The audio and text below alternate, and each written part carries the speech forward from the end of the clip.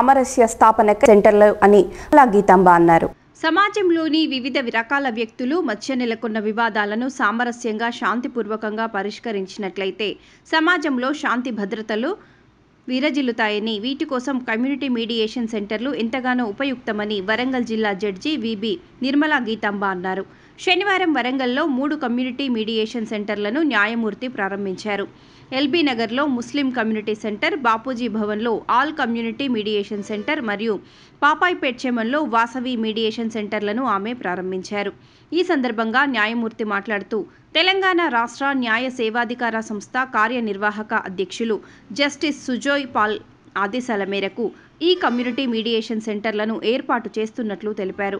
ఆయా సెంటర్లలో మధ్యవర్తులుగా వ్యవహరించే పెద్ద మనుషులకు తెలంగాణ రాష్ట్ర న్యాయ సేవాధికార సంస్థ ద్వారా ఇదివరకే 3 రోజుల శిక్షణ ఇచ్చినట్లు ఆమె ప్రకటించారు.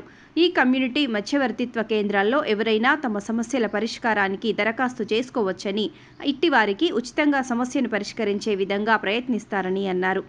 ఏదైనా సమస్యలు పోలీస్ స్టేషన్ లేదా న్యాయస్థానాలకు వెళ్ళినట్లయితే ఇరుపక్షాల మధ్య కక్షలు, కార్పణ్యాలు ఇంకా పెరిగిపోయే అవకాశం ఉంటుందని, అందుకే ఈ కమ్యూనిటీ మధ్యవర్తిత్వ కేంద్రాల ద్వారా సుదృఢ వాతావరణంలో పరిష్కరించే ప్రయత్నం చేశారని, అందువల్ల ఇరుపక్షాల మధ్య స్నేహబంధం బలపడుతుందన్నారు. పోలీస్ స్టేషన్లకు మరియు రెవెన్యూ అధికారులకు వద్దకు వచ్చే తగాదాలను ఈ కమ్యూనిటీ మీడియేషన్ సెంటర్లకు పంపించడం ద్వారా రాజీ మార్గంలో పరిష్కరించే ప్రయత్నం జరుగుతుందని ఆమె తెలిపారు.